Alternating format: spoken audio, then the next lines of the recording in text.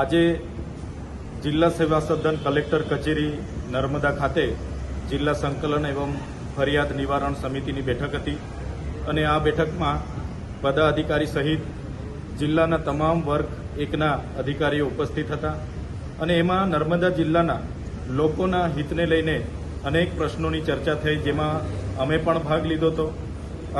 જે પ્રકારે અમે ભાગ લીધો એમાં નર્મદા જિલ્લામાં જે પોષણ સુવિધા યોજના અંતર્ગત જે આંગણવાડીમાં મેનુ કયા પ્રકારનું છે એ બાબતનો પ્રશ્ન હતો. ત્યારે એ મેનુ અને એક વિદ્યાર્થી દીઠ, એક બાળક દીઠ કેટલી રકમ સરકાર દ્વારા આપવામાં આવે છે, તો 25 રૂપિયા જેટલી રકમ આપવામાં આવે છે અને એના જે મેનુ પ્રમાણે એના જે દર અઠવાડિયે એમને પીરસવાનું હોય છે એ બાબતની અને એમના જે ફૂડ બિલ છેલ્લા 3 થી 4 મહિનાથી પેન્ડિંગ છે એને સત્વરે એનું નિરાકરણ આવે એવી વાત કરી છે. એની ગ્રાન્ટ હાલમાં નથી, ગ્રાન્ટ આવે એના ચૂકવણા થશે એવું જણાવવામાં આવ્યું છે. એ જ પ્રકારે નર્મદા જિલ્લામાં એને ખેતીની જમીન કેટલી એને કરવામાં આવી છે, એમાં 73AA કેટલી એને અને વેચાણ કરવામાં આવી છે એ બાબતની પણ આજે ચર્ચા થઈ છે. એ જ પ્રકારે નર્મદા જિલ્લામાં આદિમ જૂથના વર્ગ પર જે આવાસની યોજના છે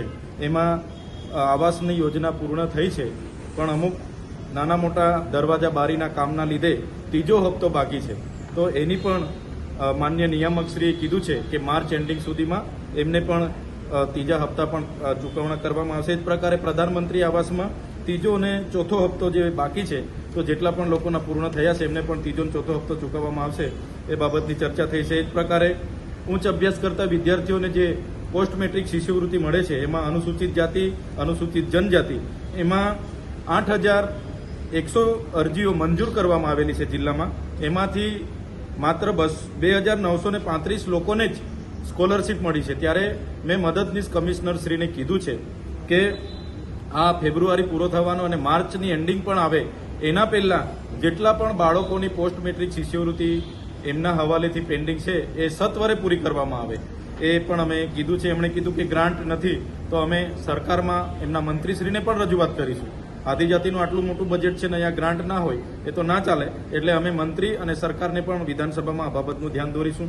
એ જ પ્રકારે કુંવરભાઈ મામેરામાં પણ 511 જેટલી અરજીઓ મળેલી છે, એમાં 363ને મંજૂર કરવામાં આવી છે અને બીજી પૂર્તતા છે એ પણ માર્ચ એન્ડિંગ સુધી પૂર્ણ થાય એ અમારી આજે માંગણી હતી. એ જ પ્રકારે ડેડિયાપાડા તાલુકાના સગાઈ રેન્જમાં આવતા અરેઠી ગામમાં વીજ કનેક્શન મેળવવા માટે ફોરેસ્ટ વિભાગ દ્વારા એમને પાણીપત્રકના દાખલા આપવામાં નથી આવતા, એ પણ આપવામાં આવે એની પણ આજે વાત કરી છે.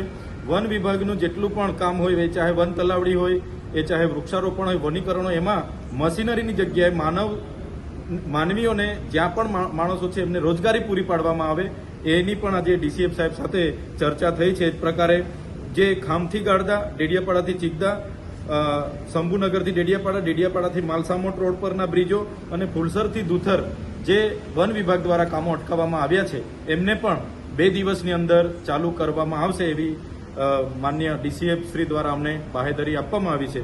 આમ નર્મદા જિલ્લાના વિકાસ માટેના એમના કોઈ યોજનાકીય રીતે જે પણ કામો અધૂરા છે, અટકેલા છે, માર્ચની અંતિમ સુધીમાં બધા પૂર્ણ થાય એ પ્રકારની રજૂઆત અમે જિલ્લાના વહીવટી તંત્રને આજે સંકલન બેઠકમાં કરી છે. ધન્યવાદ.